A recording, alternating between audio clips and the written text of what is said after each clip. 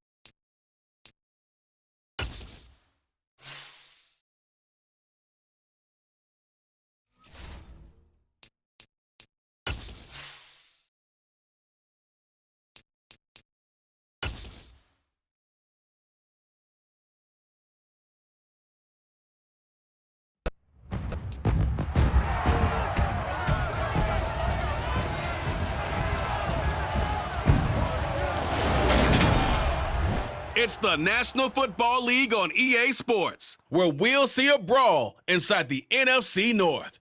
It's the Packers and the Vikings, and it's kicking off next on Madden NFL 23.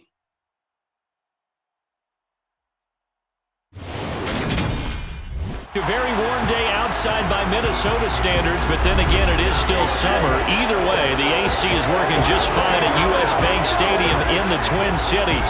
Today, we kick off the new year with an NFC North matchup between the Green Bay Packers and the Minnesota Vikings.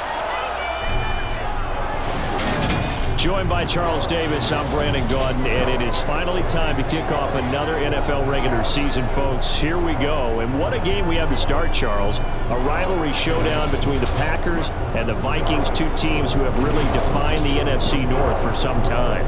So let's face it, fans in Detroit, fans in Chicago don't want to hear it, but you nailed it, because one of these two has won 13 of the last 15 NFC North titles in Green Bay. They're on a 3-year streak with 13 wins in each of those seasons. The Packers are obviously heavy favorites. The Vikings offense ready to go. A new coaching staff in 2022. Also, Kirk Cousins gone after 4 seasons. And in comes this man, the 5-year NFL veteran. And in my mind, this is going to be a hard transition, because you're going from having a quarterback who's been there for a while, kind of ingrained in what's happening, to now making a hard pivot and going in a different direction. There's a lot on the line, and there's going to be a lot on this man's shoulders, especially here in this getting to know you period. And now a throw on first down there, but it's incomplete. So the incompletion, and now it's 2nd and 10, again from the 25-yard line. So, Charles, we talk about the new man under center, and he comes into this game with an 8-5 record as a starter over his first 4 years in the NFL. But the difference now, this is the first time that he's been the opening week starter. Well, you certainly talked about it. You alluded to it. He's shown flashes over the last 4 years. But that's really been it at this point, a very small sample size. 22 touchdowns, 9 interceptions, throwing another 4 scores on the ground. It's certainly a limited body of work. But now, for at least one season, he's the man here. And it's the opportunity he's been waiting for. Now, meanwhile, a pass that should have been intercepted, but it winds up falling incomplete. That was their first 3rd down try of the game, and clearly something was off in the execution of that play. Good news, they've got a whole game left to clean that up and start clicking on those key. The Vikings taking the field here for their 2nd drive of the game. And, Charles, nothing like squaring off with a division opponent, a division rival in week 1. Do you like that they are matching up this early, or would you prefer a game like this be a few weeks down the road? I actually like the early matchup for a few reasons, Brandon. First of all, It allows you to see that in the entire offseason and know, hey, right out of the gate, we're playing a division game. Second part is it spreads them out a little bit. If you just have them all bunched up at the end of the year, that's not as much fun watching teams try to survive that gauntlet when you do have injuries down the stretch. And last but not least, let's face it, we're TV people. What a great game to sell right out of the gate. Well-executed 22-yard gain. You know, partner, we talked to this young man earlier in the week, and he went on and on about how his experience backing up Derek Carr for the last 4 years put him in the position he's in now as a starter. He sure did, because he went on and on about how Derek Carr is the definition of a true professional and how despite year in and year out noise surrounding Derek Carr about whether he was a Super Bowl caliber starting quarterback or not, Carr never wavered, showed up at work, tried to unite the team, make everyone better, make himself better, and he said he wanted to be that same kind of presence now that he's a QB1.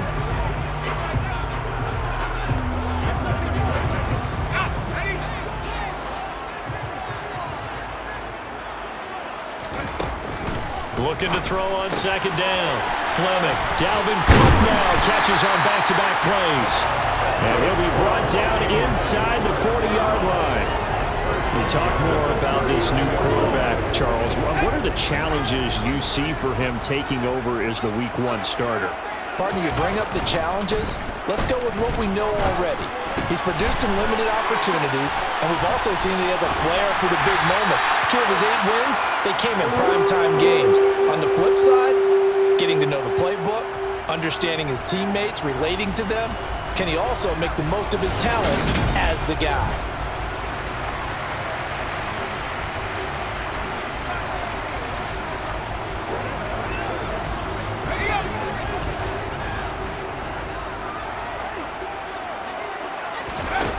They'll look to throw again. And it's knocked away and incomplete. The Vikings here hosting Green Bay in the season opener, and they've got one of those quirks in the schedule that is going to work in their favor. They play all 3 of their division home games in the first 5 weeks of the year. After Green Bay today, they'll host Detroit in Week 3 and then Chicago in Week 5. Now it looks like we'll get a timeout, and we will. We've got an injured Packer on the field. Well, just the last thing you want to see here in the first quarter of a new season. Hopefully nothing serious. We'll step aside for a moment. And he's going to go down here and sack. They push him back to the 34. With Sean Gary that time fighting free and getting to the quarterback. Now that was a passer's nightmare. The front door totally shut down by the defense, so he kept going backwards, hoping to find another avenue of escape. It didn't exist.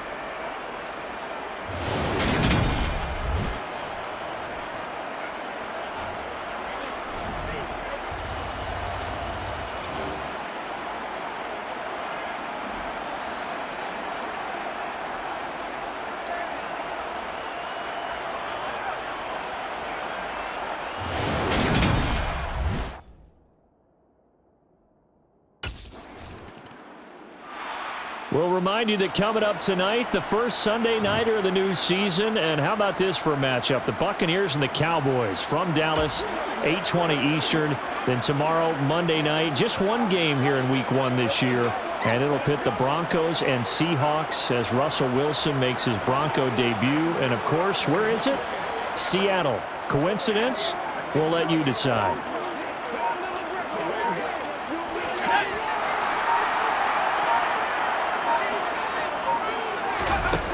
Throwing to start the drive.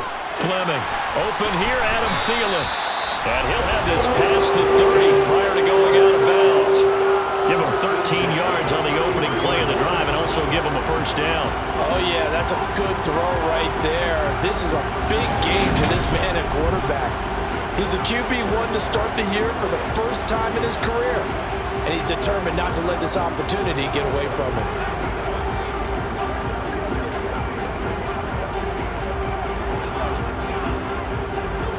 So they'll come up 1st and 10 now from the 33.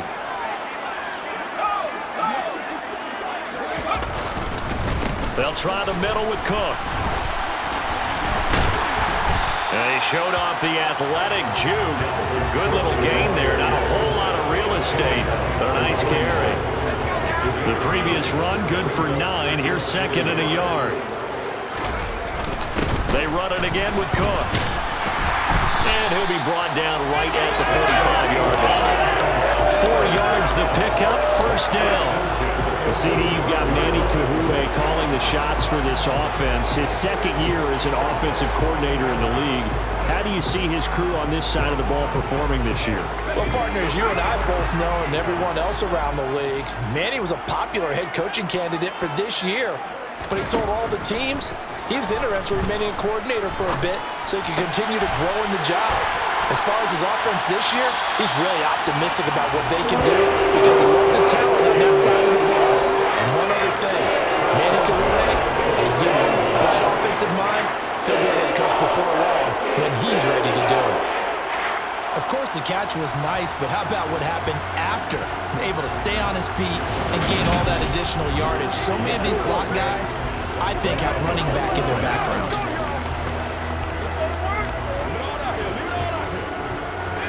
This offense finding its legs now. Here's another 1st and 10. Up the middle, it's Cook. Down at the 25. I feel like I could see what he was thinking on that carry. Wanted to follow that big tackle through the hole. Ended up only getting 4 yards on the carry. I think he had designs on that one being bigger. The run got 4. Now they deal with a 2nd and 6. Looking to throw. Fleming. That one into the hands of Thielen, complete. And he's going to be brought down at about the 16. Adam Thielen, a terrific wide receiver and synonymous with Minnesota football. You go back to high school, college ball in the state, and now his 9th season with the Minnesota Vikings. 10 touchdown catches last season. Makes a nice catch there.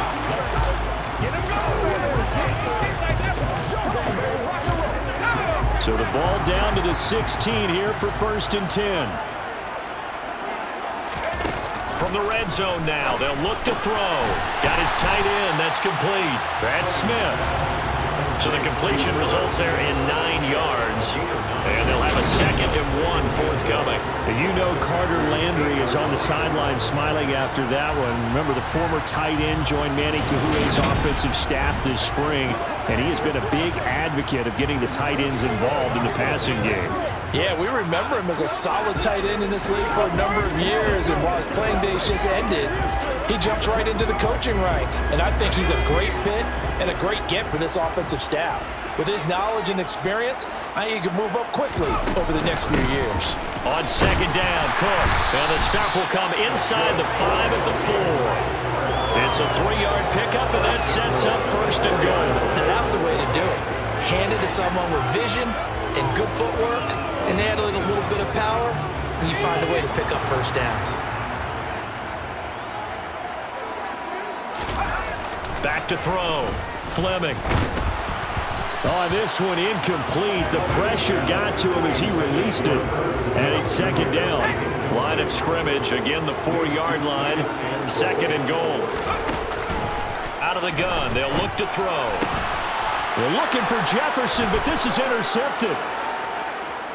And now look at him go. He's at the 40. Past the 20. And into the end zone. It's a pick 6 and a Packer touchdown. They were in a very good position to come up with a go-ahead score there. A really good drive. Instead, it turns into 6 points going the other way. Psychologically, I don't know what that's going to do to them. So as a coach, you're looking at that as at least a 10-point swing, right? Because they had the field goal in their back pocket. They certainly did, and you're right. At least a 10-point swing, maybe more.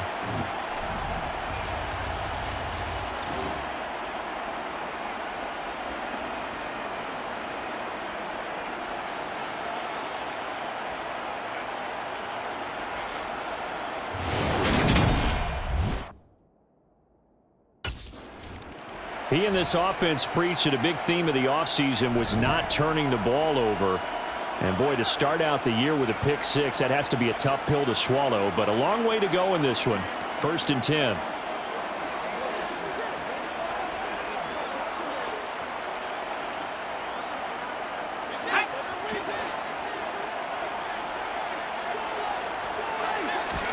throwing after the interception. Fleming setting up the screen for Cook. Oh, good move.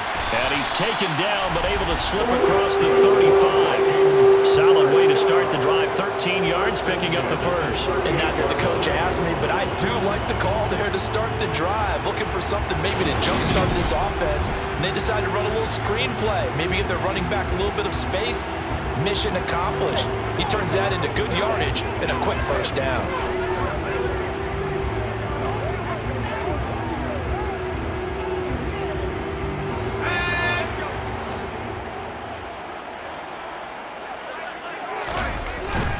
Play action. Fleming. Getting this into the hands of his tight end, Zach Davidson. And he is out of bounds inside the 35. A really good pickup of 28 yards. Man coverage on the left side, so I really like the design of this play because they opened up the field and brought their tight end the other way on a crossing route. That's a lot of ground to cover if you're a defender. I've been there before, unable to stay with his man there.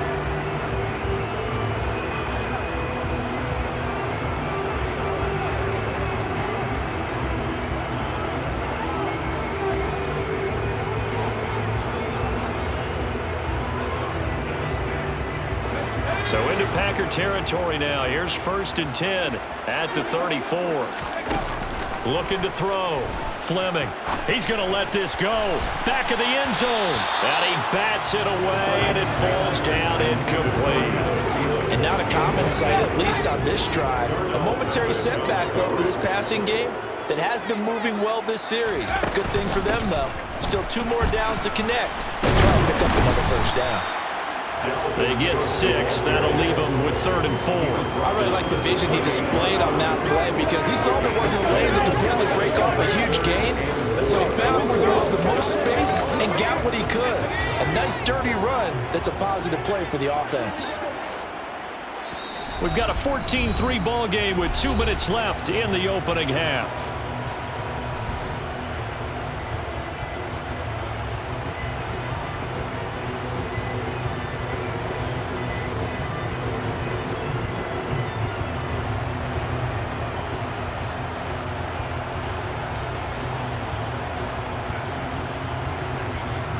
The Packers bringing in an extra member of the secondary here to try for the 3rd down stop.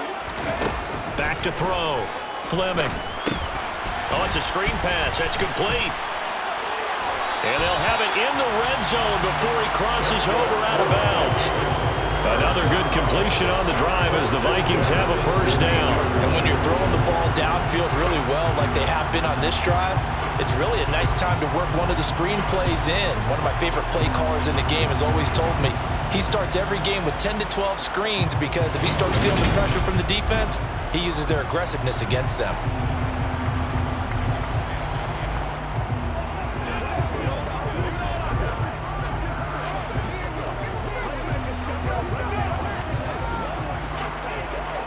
So the ball down to the 16 here for 1st and 10.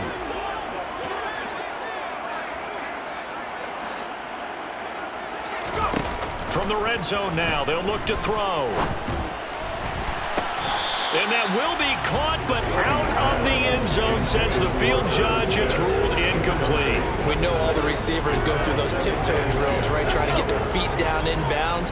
But a lot of the times what we don't talk about is when they're up in the air and they catch the ball. You ever notice how they're reaching back with their feet? Not just straight down, but back because they're trying to create enough distance to make sure their feet are in bounds. They weren't able to get it done on that one, though. And Thielen's got it. Touchdown, Vikings. A 16-yard touchdown. And the Vikings are back within a score. Give him 6 on that one. Touchdown pass and his first one as the acknowledged starter. We all know the effort he put into all of this, the patience he had waiting around for his spot. Now he's taking that opportunity, throwing his first touchdown pass of the season, and he hopes that's the first of many, many more.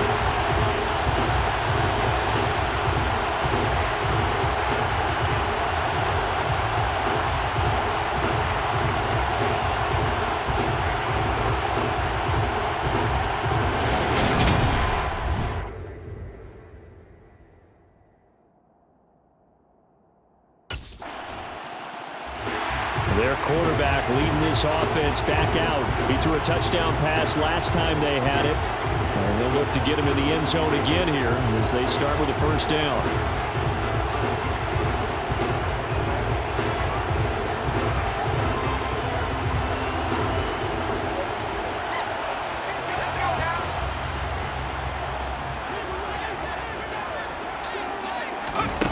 Throwing to start the drive. Fleming.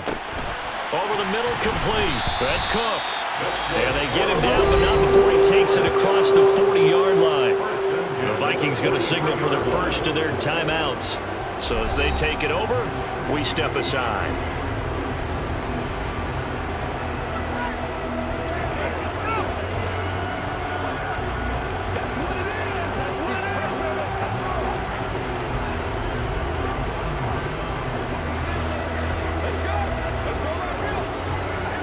First and 10 here, and you know, if they could just get 3 out of this, something about whittling it to a one-score game at half that might provide a psychological boost. Now left side on the swing pass, and he'll be brought down just shy of midfield at the 49-yard line. A nice little screen. They get 6 on first down. And they've used him in the passing game to great effect so far, and here they get it to him again on the screen, and it turns into a nice positive play. That's complete to the receiver, Thielen. And he is tackled inside the 40, not quite to the 35. Now another timeout called for by the offense as they'll stop it with a little over 30 seconds to go in the first half of play.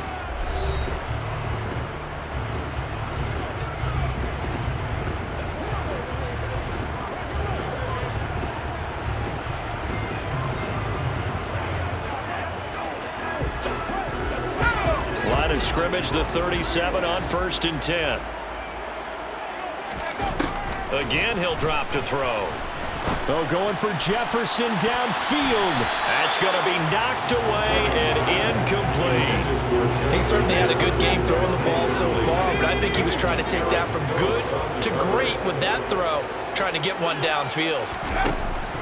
Back to throw again. Lets it fly for Thielen. And he knocks the ball away, and it falls incomplete. One thing that offensive guys stress when they throw the deep ball, you're just counting on your receiver to find it, adjust before the defensive back can get his head around. In this case, though, the DB matched it move for move and knocked it away.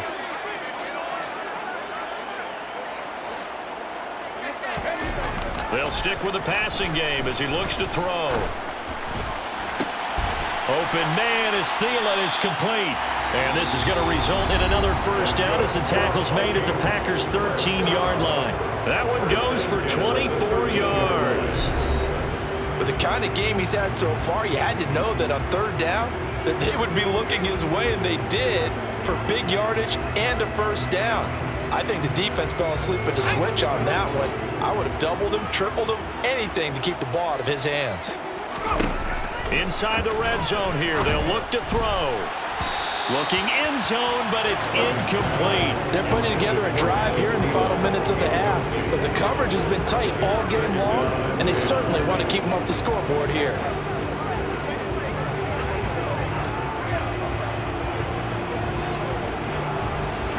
After the incomplete pass, here now is 2nd and 10. Looking to throw. Fleming. And it's caught in the end zone for the Viking touchdown by Justin Jefferson.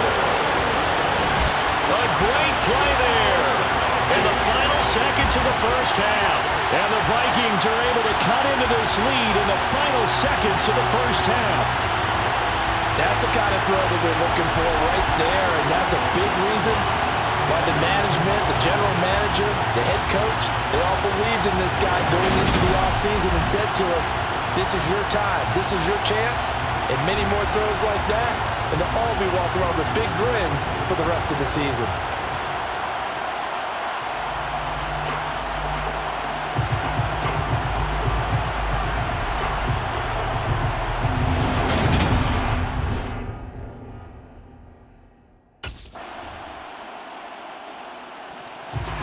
It's the Vikings' turn on offense. We get ready for their first possession of the second half.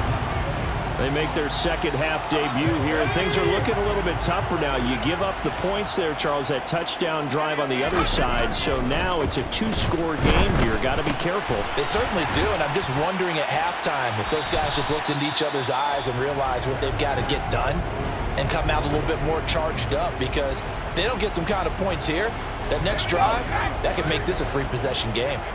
They'll come up now 2nd and 4 from the 31. Now a shotgun snap as they'll look to throw. Complete. Jefferson the target. And he slips up past the 45 before being tackled. He had the touchdown earlier. This one's going to get him a first down. And that's a more than acceptable read right there, because it's zone coverage, so timing is everything. This time he waits for his man to come open, puts it right on him, and they pick up a first down.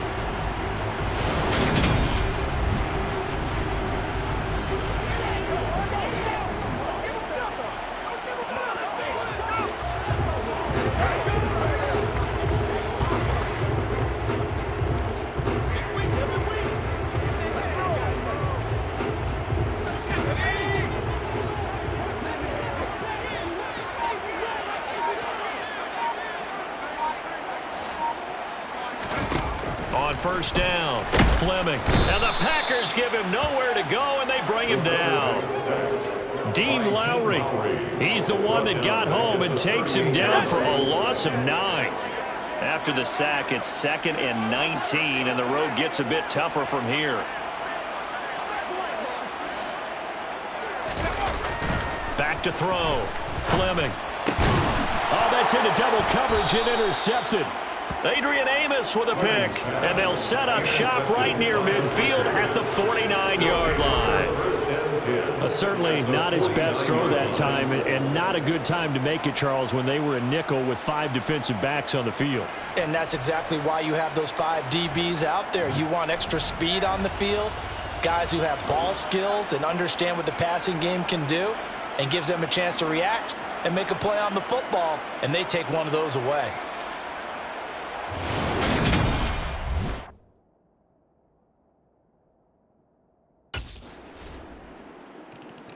Things, unfortunately, continuing to implode here. The interception he threw on the previous drive, of course, led to the touchdown. And that deficit widening a little bit further. 1st and 10.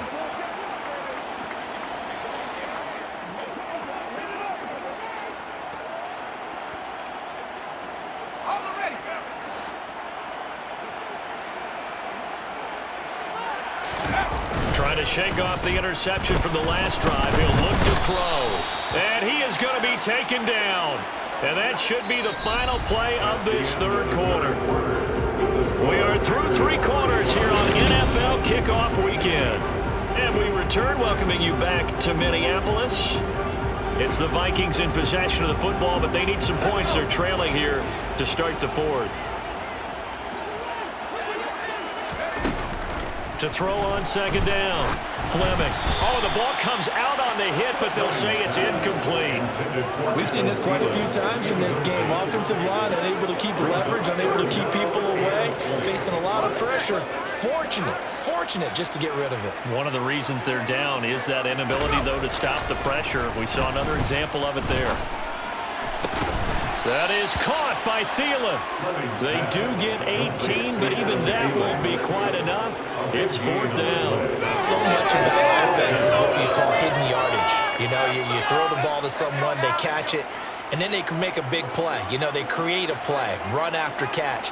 They did a really nice job there of limiting that and keeping him from a first down. They stopped him in his tracks.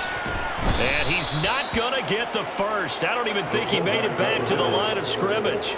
He needed a couple, but he didn't even get back to the line of scrimmage. And the Packers are going to get the football back in excellent field position.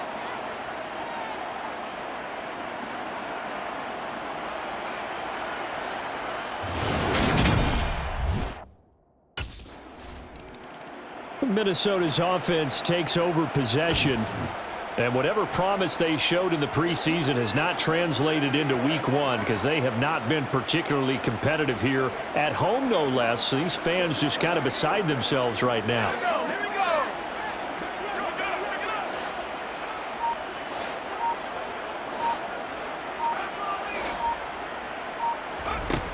Throwing to start the drive. Fleming. Oh, going for Jefferson downfield. And it's knocked away and incomplete. I've got a good friend in football, always talks about predictive history. He's got one of their 2 touchdowns. You can understand why they tried to find him again. Weren't able to connect, but the thought, that was good. And they're able to get this one across the 35. 13 yards as the Vikings pick up the first down. Well, they certainly had their share of troubles running the football in this one, but this play is almost an extension of the running game right here. They set up the screen, let him work out in space on the perimeter, and he turns it into a big pickup.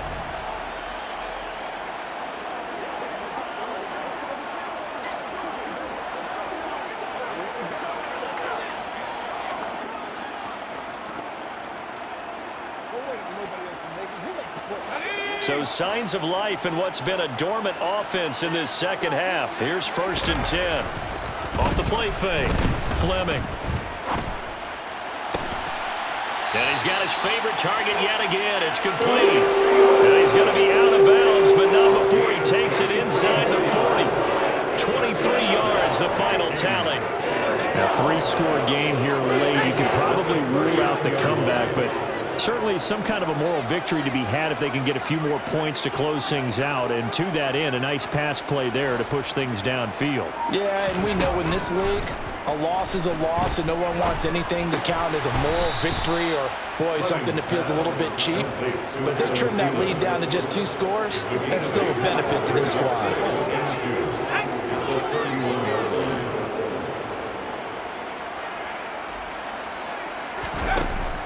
Looking to throw on 2nd down. Fleming. And this is Cook with a grab. And this is going to result in another first down as the tackle's made at the Packers' 21. A nice pickup there, 10 yards. For as many sacks as this defense has, you can understand their willingness to try and get upfield and get another. So what a really smart play call here to use their aggression against them, go with the screen, and they're able to get the first down. And stopped a few yards shy of the goal line at the 3. Now it looks like we'll get a timeout, and we will. We've got an injured Packer on the field. Well, you always hate to see injuries, especially tough here in week 1. Just hoping this is nothing serious. We'll take a quick timeout.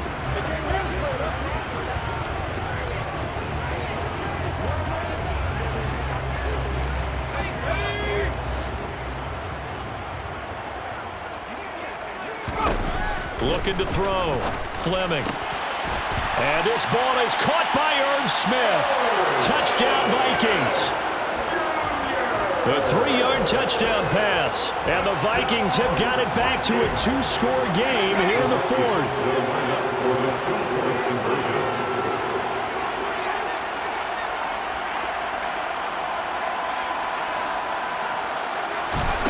They'll look to throw. And they're going to get the 2-point conversion, caught in the end zone, and that cuts the lead a bit further. So they go with a pass, and it works there on the 2-point try. Charles, just in general, what are your thoughts passing versus running on 2-point conversion? Situational? It is situational. You have to know your team. What is your strength? Because so many people think you have to throw the ball in a 2-point conversion, but the stats will tell you that running it is about as proficient. So know your team and go to your strength.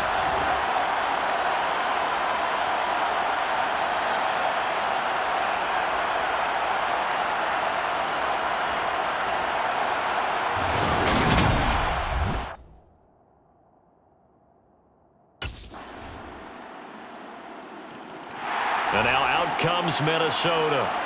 Well, this game, it has had no shortage of offense. They've been able to put up a decent amount of points on this side, Charles. They just have not been able to keep pace with the other offense they're going against here. Yeah, it's a good way of pointing things out because now it's not a total loss because, as you said, they've scored some points, so there's some plays they can build on, moments where the game plan actually worked. But overall, though, they were just out personnel. They were going up against a team that's playing at an elite level. Throwing on first down, but this one winds up to be incomplete. That incompletion is not a surprise with the way that this one has gone, and the frustration, the body language is evident everywhere. This team, they've really been put through the ringer in this one.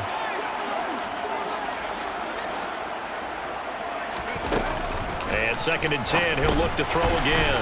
He'll find Thielen work in the middle. And he's upended at the 33 following a good pickup of 8. And we've seen him have success earlier on with the ball in his hands because he is a get it in space and make a play kind of a receiver. But that time, they closed on him quickly and held him to a short gain. He's going to let it fly. And that will be incomplete as time has run out on this football game. Now, this was not just the opener of a brand-new season, but this was a division game here in Week 1. And to come through with a 1-0 start against a division opponent gives you a little something extra heading forward for the rest of the season. Yeah, let's pile it all into one game, right? Opening the season, and you open within the division. You knew the motivation was going to be there on both sidelines. One just executed better and earned the win.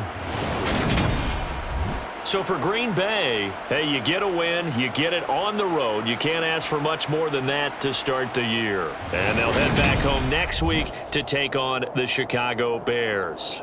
Meanwhile, for Minnesota, they obviously fall to 0-1 with the defeat. And they'll look to get back in the winning column next week as they head to Philly to face off with the Eagles.